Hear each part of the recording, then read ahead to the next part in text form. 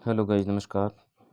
आपका economics classes 024 YouTube channel पर भरपूर स्वागत है।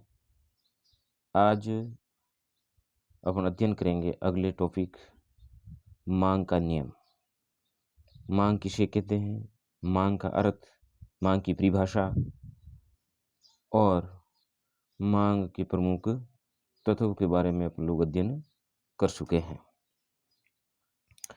मांग का नियम। मांग का नियम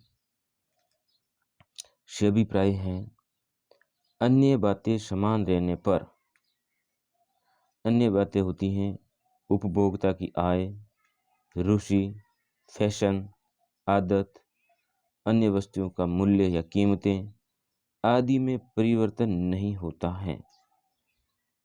वस्तु की कीमत में कम होने पर मांग की मात्रा अधिक तथा कीमत अधिक होने पर मांग की मात्रा में कमी होती है। उसे मांग का नियम कहा जाता है। सामान्य अर्थों में मांग के नियम से अभिप्राय होता है वस्तु की कीमत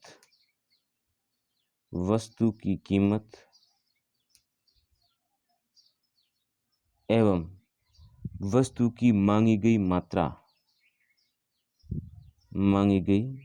मात्रा के बीच संबंध को बताता है। उसे मांग का नियम कहते हैं। मांग का नियम, इसकी अवधारणा, मांग के नियम की अवधारणा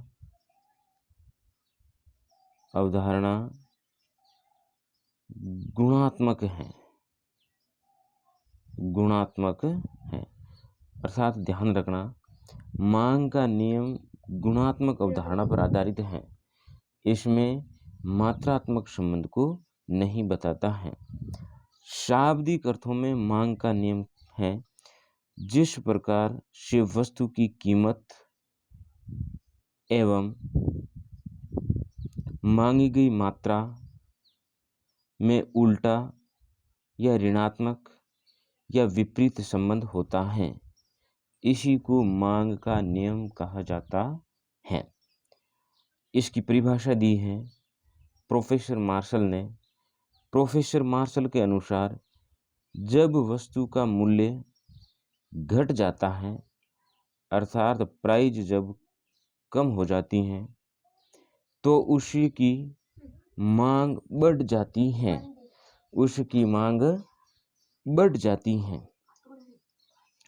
और जब मूल्य बढ़ जाता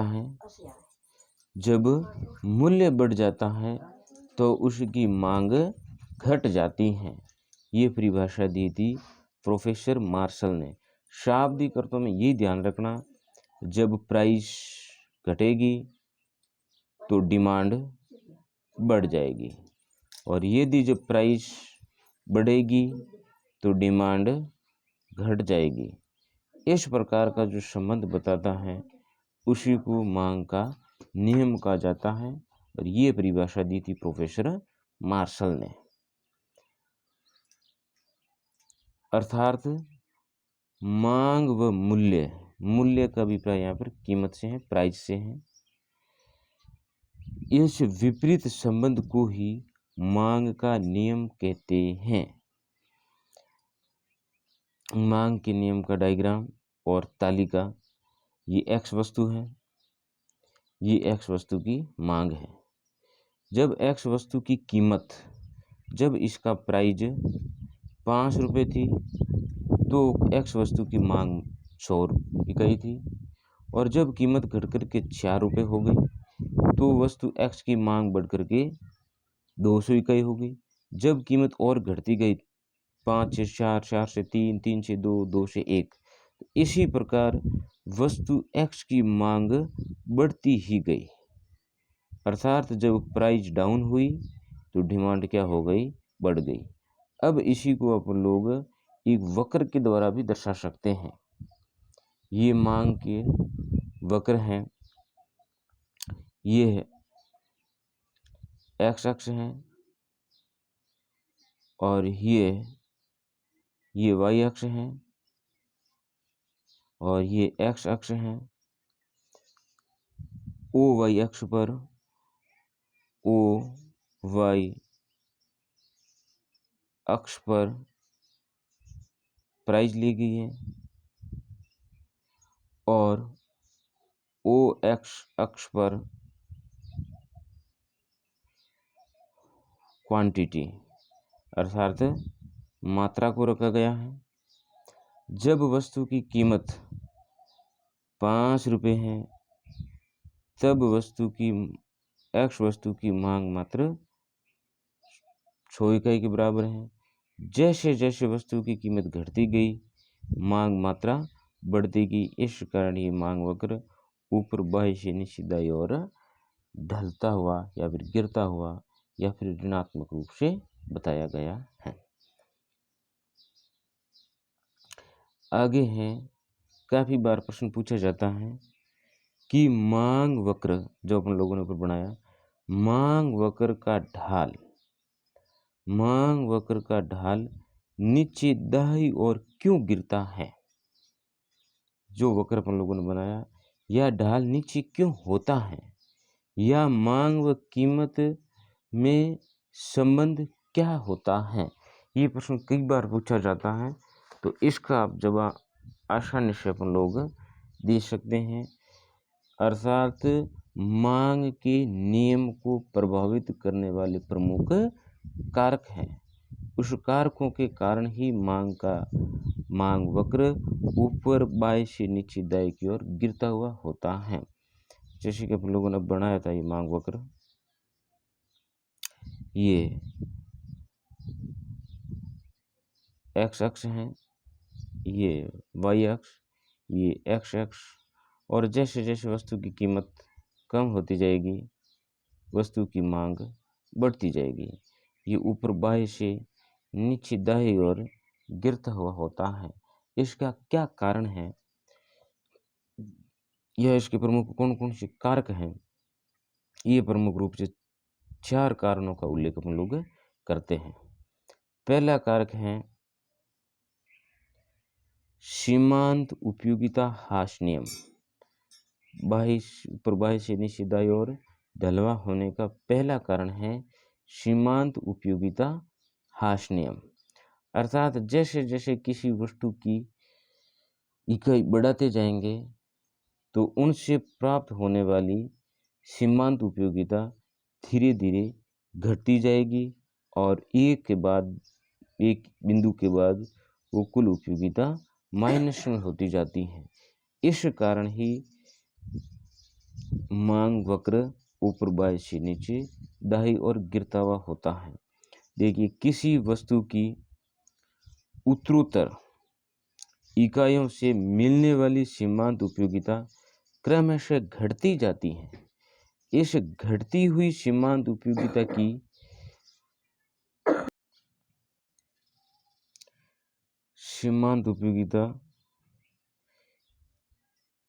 की प्रकृति को इस सीमांत उपयोगिता हास नियम कहते हैं। कहने का मतलब ये हुआ, जब किसी वस्तु की आप इकाइयों की मात्रा बढ़ाते जाते हैं तो उनसे प्राप्त होने वाली सीमांत उपयोगिता की परिभाषा देख लेना, किसे कहते हैं सीमांत उपयोगिता। अगले वीडियो में आप लोगों ने जो पीछे देखा उसमें बताई हुई है, ये एक बार फिर से बता देते हैं।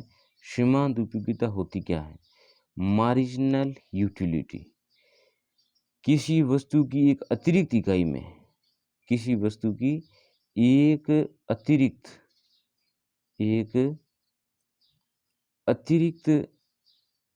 इकाई में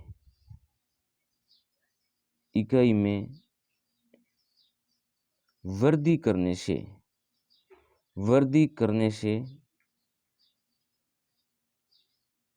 से टोटल यूटिलिटी में जो परिवर्तन होता है उसे ही सीमांत उपयोगिता कहा जाता है। सीमांत उपयोगिता जैसे अपन लोगों ने परिभाषा में क्या लिखा, किसी वस्तु की एक अतिरिक्त इकाई में परिवर्तन करने से टोटल यूटिलिटी में जो परिवर्तन आता है और उसके बीच का जो डिफरेंस होता है उसी को ही सीमांत उपयोगिता कहा जाता है। जैसे इस सारणी में देखिए, किसी वस्तु की प्रारंभ के अंदर इकाई 1 का प्रयोग किया गया, 1 इकाई को काम में लिया गया, उससे प्राप्त होने वाली टोटल यूटिलिटी 50 थी और उस वक्त सीमांत उपयोगिता भी 50 थी। जैसे ही दूसरी इकाई को प्रयोग में लाया गया तो कुल उपयोगिता 90 हो गई, किंतु सीमांत उपयोगिता 40 हो गई। इसको ज्ञात करने का फॉर्मूला है मार्जिनल यूटिलिटी बराबर total utility n minus total utility n minus 1। ये है अगली कुल उपयोगिता और ये है उससे पहली कुल उपयोगिता। अर्थात यहाँ पर आप लोग ज्ञात करेंगे तो टोटल यूटिलिटी ऑफ n मात्रा, तो यहाँ लिखेंगे अपन लोग 90 माइनस यहाँ पर लिखेंगे उससे एक कम, तो यहाँ पर आ जाएंगे 50, तो बराबर में होगा अपन का 40। तो इस प्रकार से टोटल यूटिलिटी से अपन लोगों ने मार्जिनल यूटिलिटी ज्ञात कर सकते हैं। इसी प्रकार से आगे आप लोग इसमें से इसको घटाने से ये अगली वाली यूटिलिटी मार्जिनल यूटिलिटी को ज्ञात कर सकते हैं। ये था पहला कारण सीमांत, ये पहला कारण था मांग के नियम को प्रभावित करने वाले कारक, अर्थात कह सकते हैं मांग वक्र ऊपर बाह्य से निश्चितदायी और ढलवा होने का कारण। पहला कारण ये था। दूसरा कारण है प्रतिस्थापन प्रभाव। प्रतिस्थापन प्रभाव से अभिप्राय होता है, पहले अपन को समझना होगा प्रतिस्थापन क्या होता है। प्रतिस्थापन अभिप्राय होता है एक वस्तु के स्थान पर दूसरी वस्तु को प्रयोग में लाना, वही होती है प्रतिस्थापन।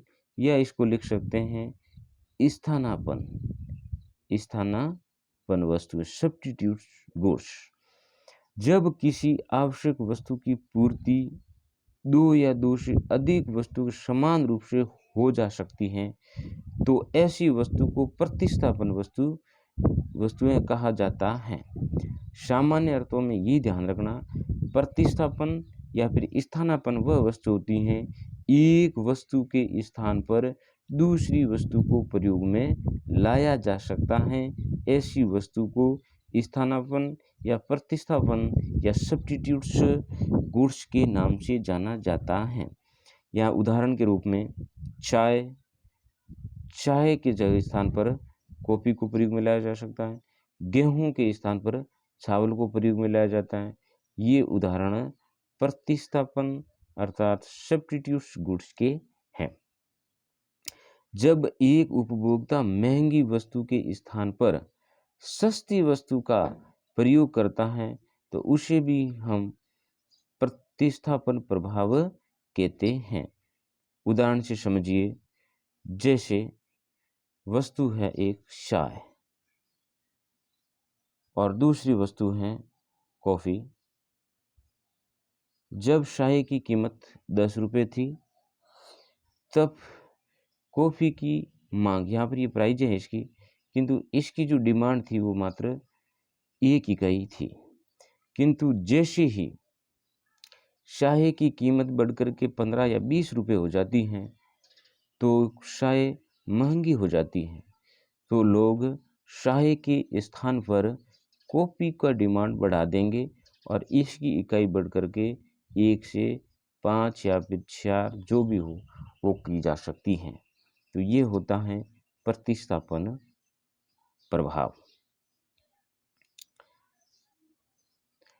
अगला जो प्रभाव है कारक हैं ऊपर से बाह्य से नीचे दाई और ढलवा होने का कारण है तीसरा, वो है आय प्रभाव। तीसरा प्रमुख प्रभाव है आय प्रभाव। आय प्रभाव जब आय में परिवर्तन होने से, जब कोई व्यक्ति की आमदनी है वो आय में परिवर्तन होने से मांग में परिवर्तन होता है तो उसे आय प्रभाव कहा जाता है। परिभाषा ध्यान रखना, परिभाषा पूछा जाएगा आय प्रभाव से क्या अभिप्राय है, तो ध्यान रखना, जब किसी व्यक्ति या उपभोक्ता की आय में परिवर्तन होने से वस्तु की मांग में परिवर्तन होना आय प्रभाव कहलाता है। जब किसी वस्तु की कीमत कम होने पर उपभोक्ता की क्रय शक्ति में वृद्धि हो जाती है, जिससे उपभोक्ता पहले की तुलना में अधिक वस्तुओं की इकाई क्रय या फिर खरीद सकता है। और यदि वस्तु की कीमत बढ़ने पर उपभोक्ता की क्रय शक्ति कम हो जाती है। इस तरह कीमत में कमी से उस वस्तु की अधिक इकाइयों का क्रय क्षमता आय प्रभाव कहलाता है। कहने का अभिप्राय ये हुआ, यदि व्यक्ति की वास्तविक आय में परिवर्तन हो जाए, जैसे किसी उपभोक्ता की आय 1000 रुपये है मासिक, यदि किसी उपभोक्ता की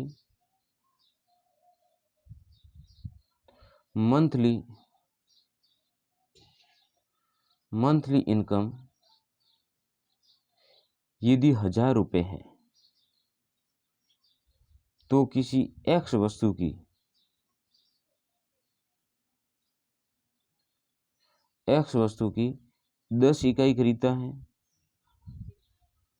10 इकाई खरीदता है। और यदि उस व्यक्ति की आय इंक्रीज हो जाए, यदि मंथली इनकम 1000 से बढ़कर 2000 हो जाती है, 1000 से बढ़कर यदि 2000 हो जाती है, तो अब उस उपभोक्ता के द्वारा उस जो एक्स वस्तु थी, एक्स वस्तु की मात्रा 10 इकाई से बढ़ा करके 20 इकाई कर सकता है। अर्थात उसकी आय में परिवर्तन होने के कारण से एक्स वस्तु की मांग में वृद्धि कर दी उस व्यक्ति ने। और इसका उल्टा हो जाएगा, यदि व्यक्ति की आमदनी 1000 से घट के 500 रुपये हो जाए, तो वो ही 500 रुपये हो जाए तो एक्स वस्तु की मांग 10 इकाई से घटा करके 5 इकाई कर सकता है, अर्थात उल्टा संबंध है। दूसरा ये भी ध्यान रखना, व्यक्ति की वास्तविक आय में किसी प्रकार का परिवर्तन न हो। व्यक्ति की आय अभी भी 1000 रुपये है और एक्स वस्तु की कीमत 10 रुपये, वाई वस्तु की कीमत भी 10 रुपये। और यदि एक्स वस्तु की कीमत प्राइस में कमी हो जाए, जब एक्स वस्तु की कीमत 10 रुपये थी तब वह व्यक्ति एक्स वस्तु की 5 इकाई खरीदता था। अब यदि उस वस्तु की कीमत में कमी होकर के 10 रुपये से घट के 5 रुपये हो जाए, तो भी उस व्यक्ति की क्रय शक्ति अर्थात खरीदने की जो क्षमता है वो बढ़ जाती है। अब वो एक्स वस्तु की अतिरिक्त इकाई की मांग कर सकता है। तो इस कारण भी क्रय शक्ति में वृद्धि होने के कारण और उस किसी अन्य वस्तु की कीमत में कमी होने के कारण से भी वो उसकी मांग बढ़ा सकता है। और इसका उल्टा, यदि उस व्यक्ति की आमदनी 1000 रुपये है, पी वस्तु की कीमत 10 रुपये से बढ़कर के 20 रुपये हो जाती है, अब वो व्यक्ति 10 इकाई की बजाय 5 इकाई या 5 इकाई की बजाय वो 4 इकाई खरीदेगा, क्योंकि उसकी क्रय शक्ति क्षमता कम हो जाती है। इसी को ही आय प्रभाव के नाम से जाना जाता है। अब यहाँ पर एक उदाहरण दे रखा, देख लीजिए। उदाहरण से, पहले दूध की कीमत 4 रुपये, तो मासिक खर्च था उसका 50 रुपये। जब वस्तु की कीमत 4 रुपये थी तो उस व्यक्ति के द्वारा उसकी जो उसकी मांग थी वो 50 इकाई थी और उसकी टोटल खर्च था 200 रुपये। और यदि कीमत घट कर के कितनी हो गई, प्राइस डाउन हुई और घट कर के 2 रुपये हो गई। अब उस व्यक्ति की जो वास्तविक खर्च हैं वो 50 लीटर दूध खरीद सकता है, 50 गुणा 2, अब उसका वास्तविक खर्च कितना हो गया, 100 रुपये रह गया। अब जो उसे 100 रुपये अतिरिक्त बचा है, 100 रुपये, अतः कीमत घटने से उसकी आय 100 रुपये बढ़ने की समान है। अतः अब इस बड़ी आय को अधिक दूध खरीदने पर खर्च कर सकता है। इसे उस दूध की मांग क्या हो जाएगी, बढ़ जाएगी। अर्थात कहने का मतलब ये हुआ, जब वस्तु की कीमत 4 रुपये थी तब उस व्यक्ति के द्वारा पर मंथ 50 लीटर दूध और उसकी आमदनी का 200 रुपये खर्च होता था। अब यदि उस व्यक्ति के द्वारा वस्तु की कीमत, दूध की कीमत घटकर के मात्र 2 रुपये हो गई, अब उसका वास्तविक खर्च मात्र 100 रुपये ही है। अब वो 100 रुपये से अतिरिक्त दूध की मांग कर सकता है। इसी को ही आय प्रभाव कहा जाता है। यदि व्यक्ति की वास्तविक आय बढ़े तब भी मांग बढ़ेगी, और यदि वस्तु की कीमत कम हो जाए तब भी यदि वो खरीदने के लिए मांग को बढ़ा सकता है। इसी प्रभाव को ही आय प्रभाव के नाम से जाना जाता है। ये थे मांग को प्रभावित, अर्थात मांग वक्र ऊपर बाएं से नीचे दाईं ओर गिरने के प्रमुख कारण, तत्व या फैक्टर्स थे। अब हम लोग आगे बात करेंगे मांग वक्र में शिफ्ट या मांग वक्र का बदलाव। मांग वक्र कब शिफ्ट होता है या फिर मांग वक्र में कब बदलाव आता है।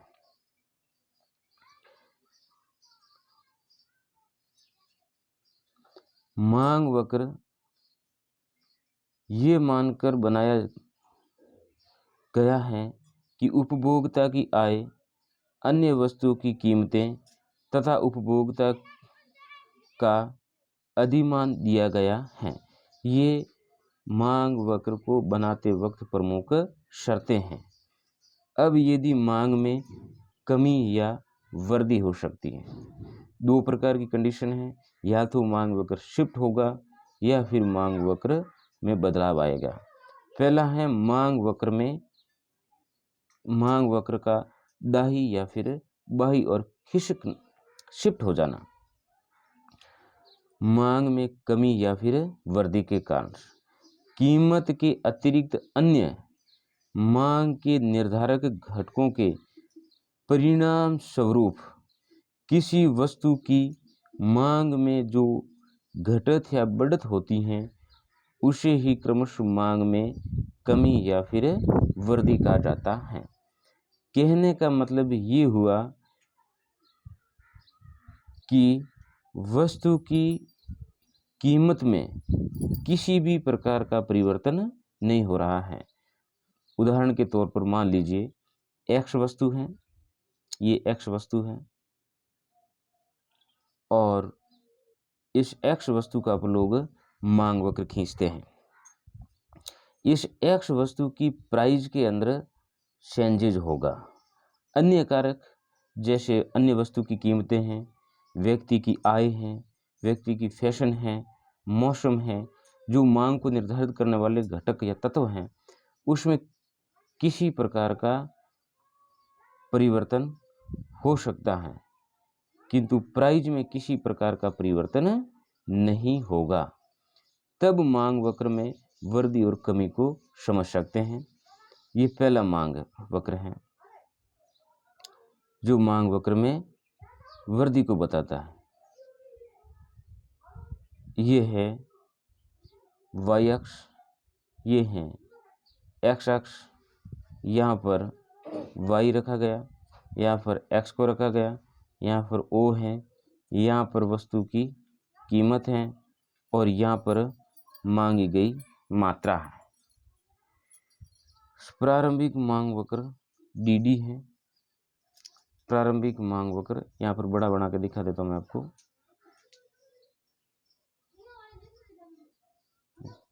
ये y अक्ष, ये x अक्ष, यहाँ पर O रखा गया है, यहाँ पर प्राइज है, यहाँ पर मांग मात्रा है। कीमत में किसी प्रकार का परिवर्तन नहीं है। कीमत यहाँ पर ये रखी गई है। प्रारंभिक मांग वक्र ये था, ये DD, और यहाँ पर मांग थी Q1 के बराबर, और कीमत में किसी प्रकार का परिवर्तन नहीं हुआ। ये व्यक्ति की आय में वृद्धि हो सकती है, व्यक्ति की फैशन में परिवर्तन हो सकता है, मौसम में परिवर्तन हो सकता है।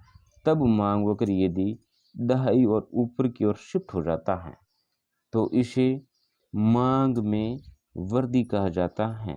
कीमत में किसी प्रकार का परिवर्तन नहीं है, किंतु अब मांग बढ़ करके Q2 तक पहुंच गई है।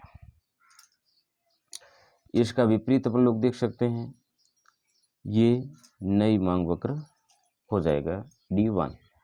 इसके विपरीत अपन लोग देख सकते हैं, प्रारंभिक मांग वक्र DD है, और यदि किसी व्यक्ति की आय में कमी हो गई, कीमत में किसी प्रकार का परिवर्तन नहीं हुआ, तो वह मांग वक्र ऊपर दाएं से नीचे दाईं ओर शिफ्ट हो सकता है। यह नवीन डिमांड वक्र DD1 हो जाएगा। अब अपन की मांग हो जाएगी Q1, इस तरफ पीछे की ओर हट जाएंगे। इसे मांग में कमी कहते हैं। इसे मांग में कमी कहते हैं। ध्यान रखना, x अक्ष और y अक्ष पर जो डिमांड कर्व खींचे गए हैं, ये खिसके नहीं हैं। एक होता है मूवमेंट होना और दूसरा होता है शिफ्ट होना। तो ये मांग वक्र शिफ्ट हुए हैं। जब वस्तु की प्राइस में कोई परिवर्तन नहीं हो रहा है, किंतु अन्य कारकों में परिवर्तन होने के कारण मांग यदि दाहिनी तरफ शिफ्ट हो रहा है, मांग वक्र नवीन मांग वक्र दाहिनी तरफ शिफ्ट हो रहा है, तो इसे मांग में वृद्धि कहेंगे।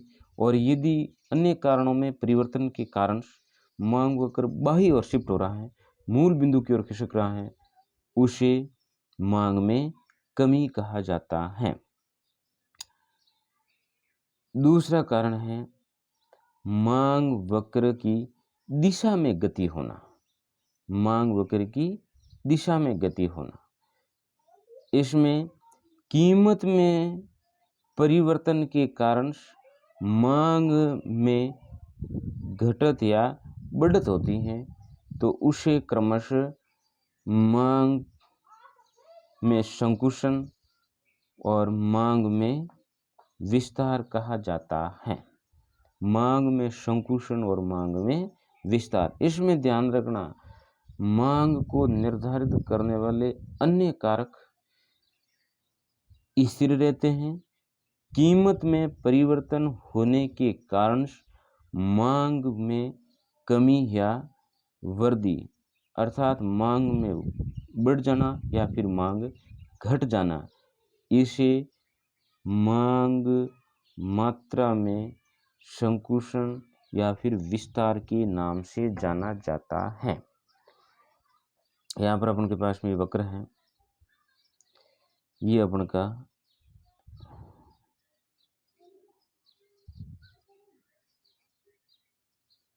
ये अपन का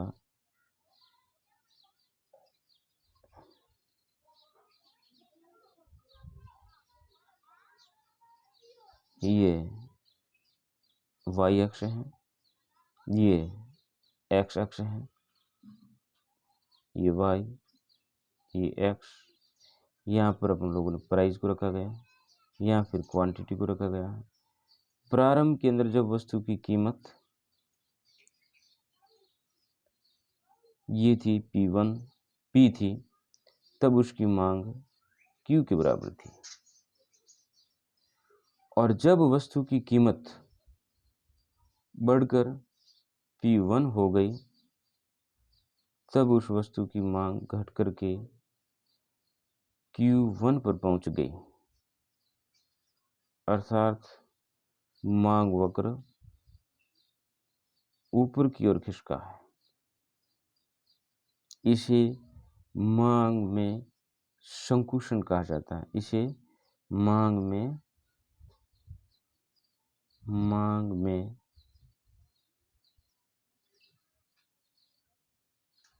संकुचन कहा जाएगा।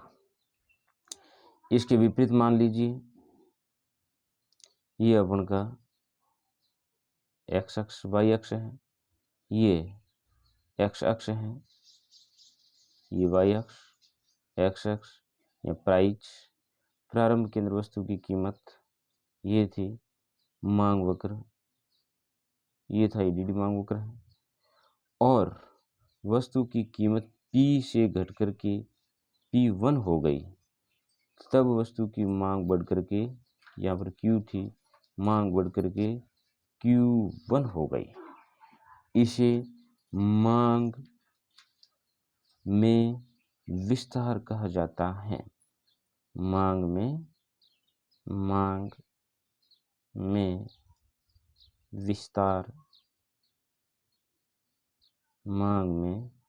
विस्तार कहा जाता है। इसका शाब्दिक अर्थ ध्यान रखना, मांग में परिवर्तन, मांग मात्रा में परिवर्तन। कभी कभार इस प्रकार से भी प्रश्न पूछा जाता है, मांग में परिवर्तन को बताइए, मांग मात्रा में परिवर्तन को बताइए। तो मांग मात्रा शब्द आए तब ध्यान रखना, जब वस्तु की कीमत में परिवर्तन होने के कारण मांग वक्र ऊपर या नीचे खिसकना, मूवमेंट करना, इसे मांग मात्रा में परिवर्तन कहा जाता है। और इसे मांग में विस्तार या फिर मांग में संकुचन कहा जाता है। इस डायग्राम को आप लोग विशेष ध्यान रखना। जय हिंद, जय भारत। यदि आपको ये वीडियो अच्छा लगा हो तो आप लोग आगे से आगे ज़रूर शेयर करें, और आप लोग चैनल पर नए हैं तो चैनल को सब्सक्राइब करा करके ज़रूर मोटिवेशन करें, ताकि आपके लिए ऐसे और भी वीडियो बनाए जाएंगे। ये इकोनॉमिक्स 12वीं का है, साथ ही साथ राजस्थान का भूगोल और राजस्थान की जो राज्य व्यवस्था है उसको भी आपको इस यूट्यूब चैनल पर उपलब्ध करवाई जाएगी। जय हिंद, जय भारत।